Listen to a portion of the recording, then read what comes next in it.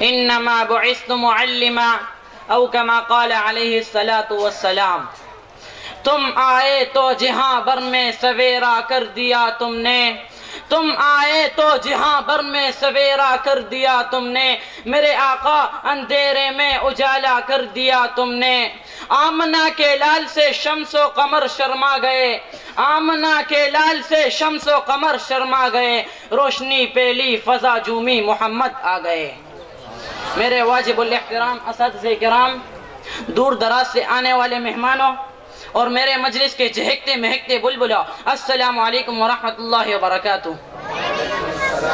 آج میری تقریر کا موضوع بڑا اہم، اکرم، اعظم، اشرف و اعلیٰ و بالا ہے، جو کہ سیرت محسن اعظم صلی اللہ علیہ وآلہ وسلم کے عنوان سے معنون ہے.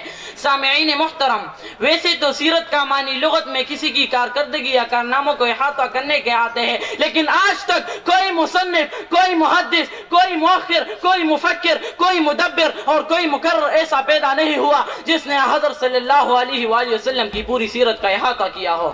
چنانچہ میں وقت کی نزاکت کو مد نظر رکھتے ہوئے سیرت کے چند پہلوؤں پر روشنی ڈالوں گا. گرامی قدر احباب، میرے محمد مصطفیٰ کی سیرت کا باب اتنا وسیع ہے کہ اماں صدیقہ، پیغمبر کی رفیقہ، ازواج میں لعیقہ، اخلاق میں خلیقہ، کائنات میں باسلیقہ، نہایت خوش نصیبہ، خدا کی حبیبہ، باغ نبوت کا عندلیبہ، وہ فرماتی ہے کان خلقہ القرآن، سارا قرآن میرے مصطفیٰ کی سیرت ہے. گرامی قدر سامعین، میرے محبوب پیغمبر امی ایسا ہے کہ ساری کائنات میں ان کا استاد نظر نہیں آتا، اور استاد ایسا ہے کہ ساری کائنات ان کی شاگرد ہے، اور یتیم ایسا ہے کہ ساری امت کے پورے مکہ میں لاوارث نظر آتے ہیں، اور وارث ایسا ہے کہ ساری امت لاوارث کا وارث ہی محمد صلی اللہ علیہ وسلم. محمد کی محبت میں صحابہ سر کٹاتے ہیں. حسین ایسا ہے کہ خدا نے اپنا محبوب بنا لیا، اور حیا اتنی ہے کہ عرب کی کنواری لڑکیاں بھی حیا کا مقابلہ نہ کر سکی. بہادر اتنا ہے کہ اکیلا غزوہ حنین میں کھڑے ہو کر کہتے ہیں انا النبی لا کذب انا ابن عبد المطلب. نرم دل اور مہربان اتنا ہے کہ ساری زندگی کسی کو انگلی کا اشارہ بھی نہ کیا. میرے محبوب پیغمبر مدنی بھی ہے، بہادر بھی ہے، استاد بھی ہے، یتیم بھی ہے اور وارث بھی ہے.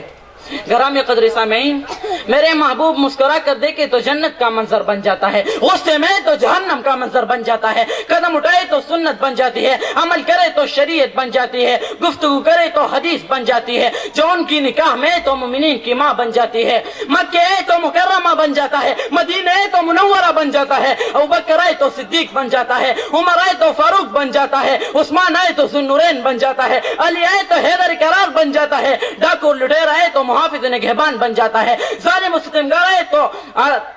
ستمگر آئے تو ہمدرد اور انسان بن جاتا ہے، عرب کا چرواہا آئے تو زمانے کا مقتدی بن جاتا ہے. گرامی قدر سامعین، آج بھی وہ ہدایت ربانی اور دعوت آسمانی موجود ہے، اور دعوت کے جلسے بھی بہت ہو رہے ہیں.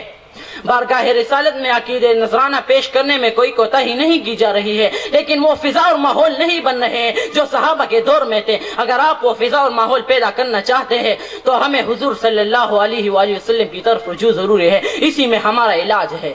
شاعر کہتا ہے وأحسن منك لم تر قط عين وأحسن منك لم تر قط عين وأجمل منك لم تلد النساء خلقت مبرأ من كل عيب خلقت مبرأ من كل عيب كأنك قد خلقت كما تشاء.